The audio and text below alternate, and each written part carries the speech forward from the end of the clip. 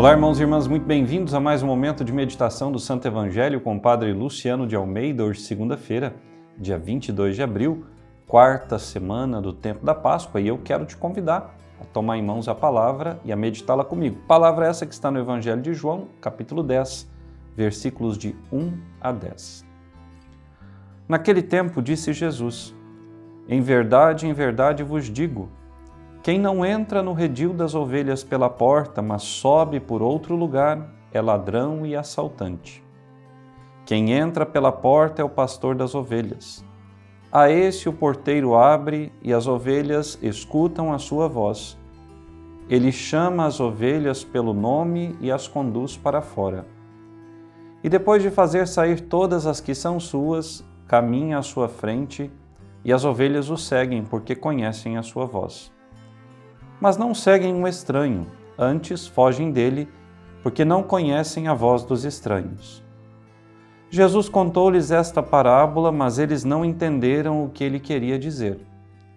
Então Jesus continuou: em verdade vos digo, eu sou a porta das ovelhas. Todos aqueles que vieram antes de mim são ladrões e assaltantes, mas as ovelhas não os escutaram. Eu sou a porta. Quem entrar por mim será salvo. Entrará e sairá e encontrará pastagem. O ladrão só vem para roubar, matar e destruir. Eu vim para que tenham vida e a tenham em abundância. Palavra da salvação, glória a vós, Senhor. Irmãos caríssimos, ontem nós celebrávamos o Domingo do Bom Pastor. Jesus é o grande, único e verdadeiro pastor das nossas almas. Jesus é aquele que veio, em nome do Pai, reunir um rebanho para si, ou seja, chamar para si um povo e conduzir esse povo ao céu, ou seja, ao verdadeiro paraíso para onde todos nós devemos marchar. Jesus é aquele que vai à nossa frente.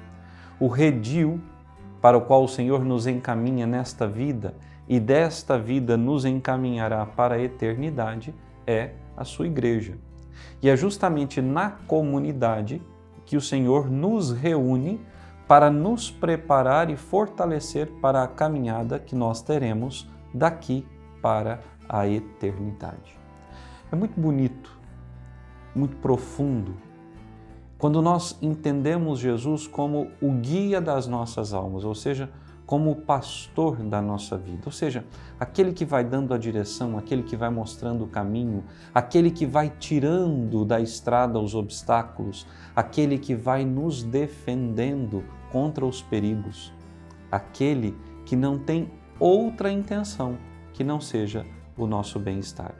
Esse é Jesus. E vejam, caríssimos irmãos e irmãs, ele diz: eu sou o pastor, mas há aqueles que são ladrões. O pastor, diz ele, entra pela porta. O ladrão, o assaltante, ele sobe e entra no redil por outros meios, por outros lugares. O pastor, que não precisa ter medo de se apresentar às ovelhas, ele chega diante delas, as chama pelo nome e cada uma delas responde, vindo ao seu encontro.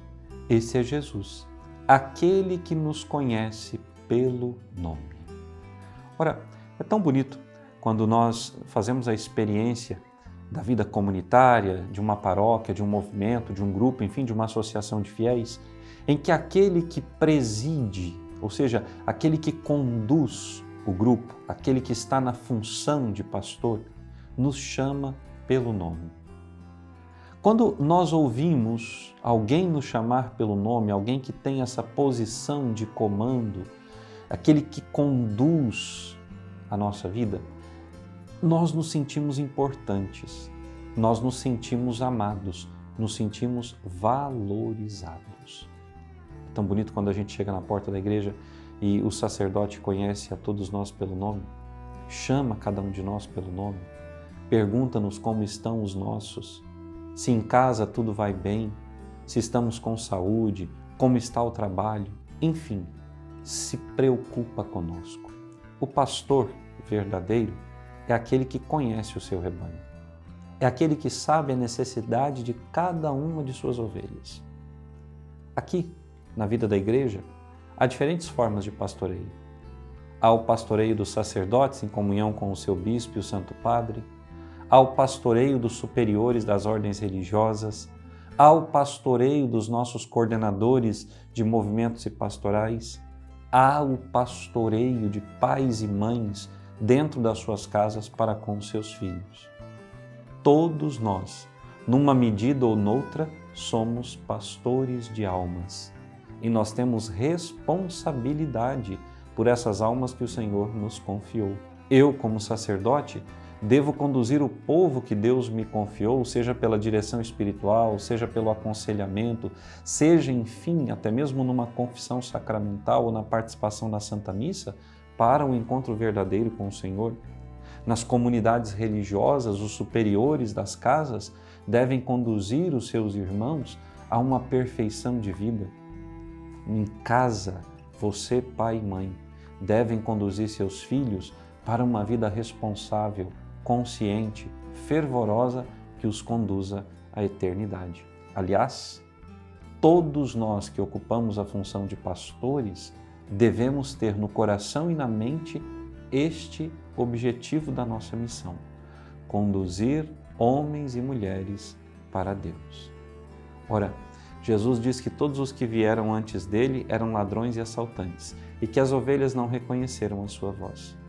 Mas, às vezes, irmãos caríssimos, nós temos a leve ou até mesmo grande tentação de irmos atrás de falsas vozes, de darmos atenção a outros pastores que prometem mundos e fundos, mas que não foram eles mesmos capazes de dar a sua própria vida pela nossa salvação e bem-estar. O único que se entregou para morrer por nós, para expiar os nossos pecados pelo seu sangue, para sofrer na sua carne as nossas infidelidades, é Jesus. E por quê? Porque Ele é o bom e verdadeiro pastor. Um pastor de verdade não se importa em lutar fisicamente com os lobos, com os ladrões que vêm roubar o seu rebanho.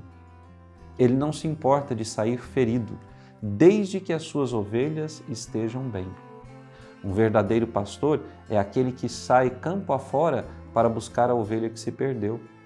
É aquele que carrega nos ombros a ovelha ferida e doente.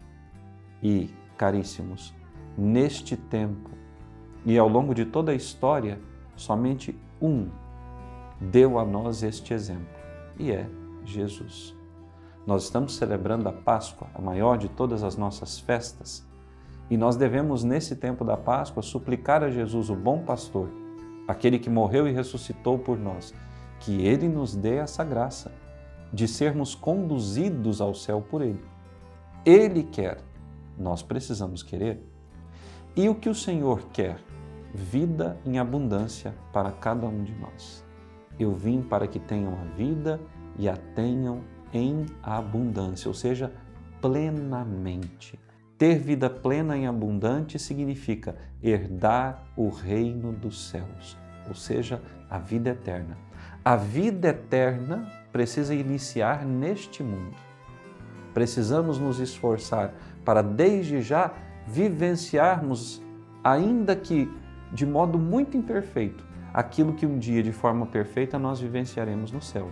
Mas precisa começar aqui. Eu e você, que temos a missão de pastoreio, não podemos nos contentar que aqueles que o Senhor confiou a nós tenham uma vida qualquer. Não. Eles precisam tê-la em abundância. Ainda que em meio a privações, mas em abundância. Que olhem para aquilo que têm e se deem por satisfeitos, agradecidos ao Senhor, que providenciou o necessário.